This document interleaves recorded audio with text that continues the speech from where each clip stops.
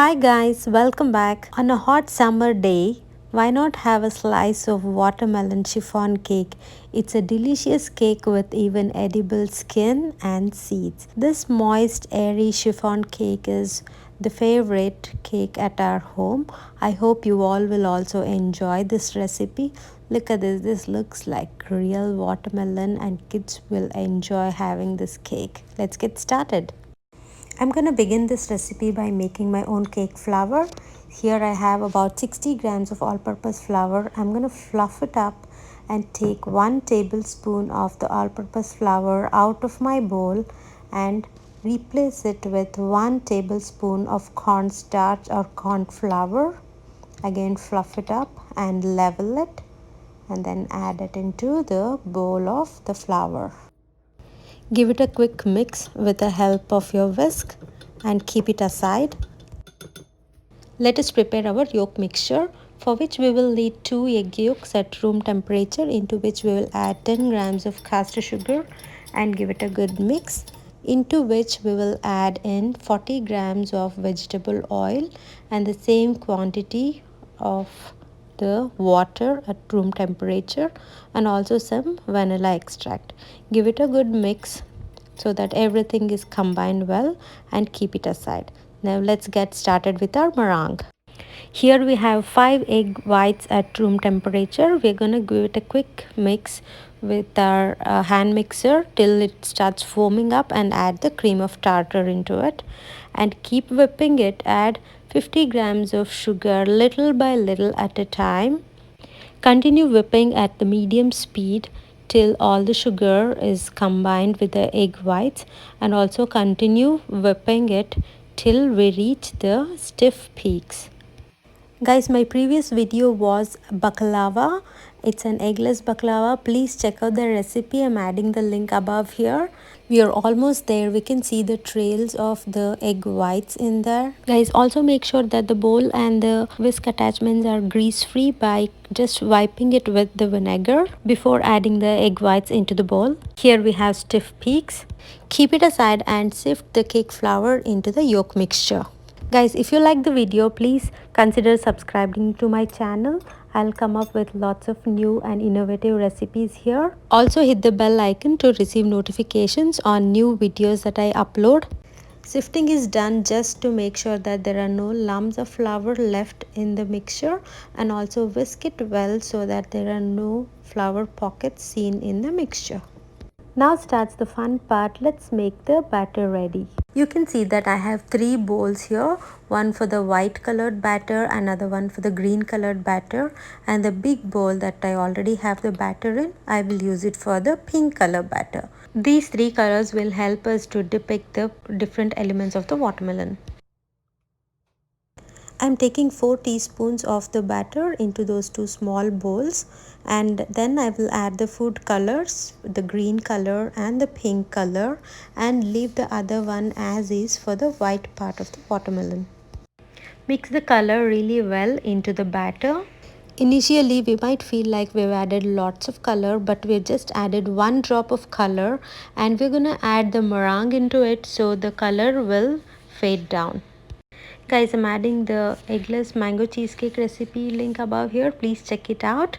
Now we're done with coloring our batter. Here I'm going to take 4 tablespoons of meringue and add it into the 2 small bowls that we have.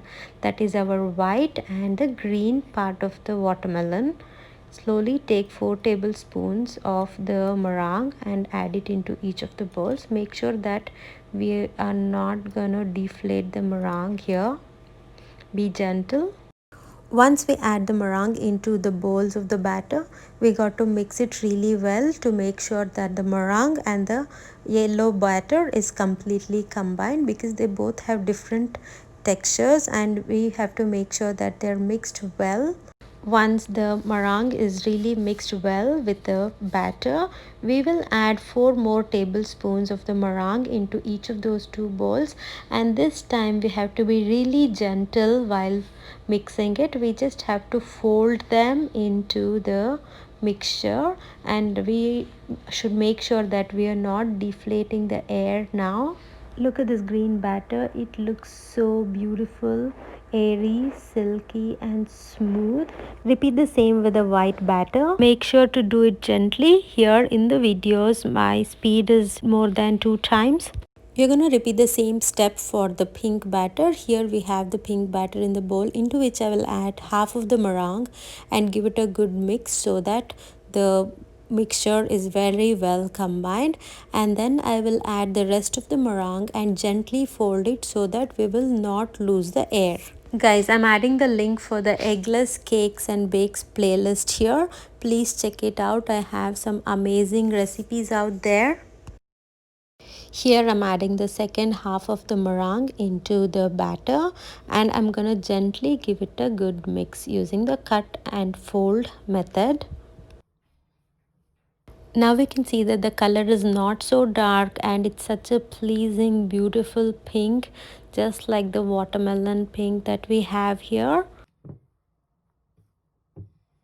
Now let us transfer our white batter and the green batter into the piping bags, because we are gonna pipe the batter into our bowl to depict the different elements of the watermelon.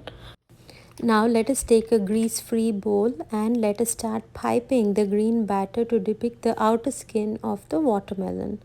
You need not be really perfect. If there are any gaps, you can always fill it. Make sure that you're more than half the way through in your bowl or in the baking tin that you're using. The batter that I had is just enough to fill till 3/4 of the bowl.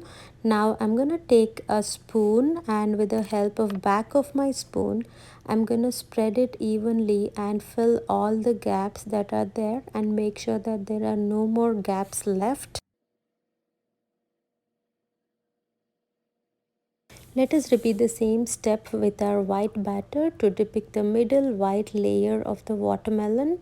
Here I've piped the watermelon white part, and then I'm gonna take the spoon, and with the help of the back of the spoon again I'm gonna spread it gently to fill up all the empty spaces that are in there. This looks good. Now I'm gonna add the pink batter on top of this.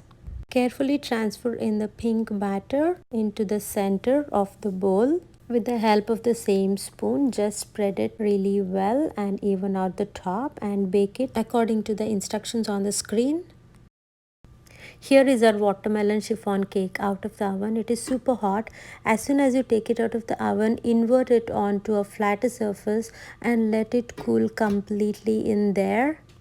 Once the cake is completely cooled down, loosen from the sides so that it separates from the bowl. Do it really very gently so that we will not tear the cake, because this cake is so delicate and so soft. There are high chances of we breaking the cake if we're not careful. Now the cake is demolded. Look at this, it looks super beautiful. Look at the texture, it's amazing. I'm inverting it again onto a cutting board and I'm going to trim off the excess at the top.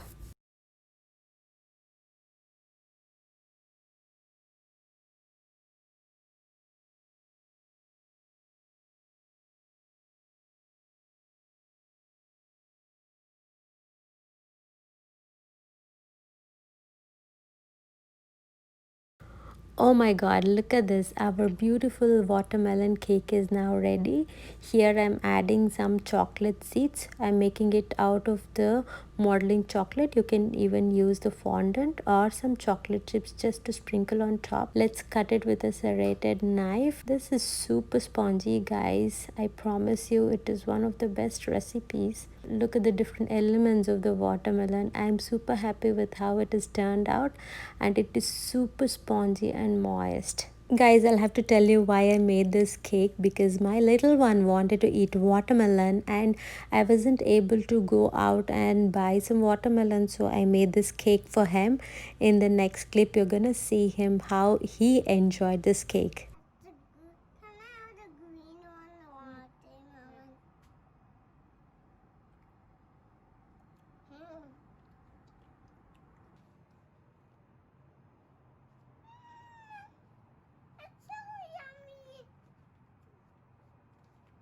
I hope you like this video. Please consider subscribing to my channel and encourage me to do more such videos. Take care. Bye bye.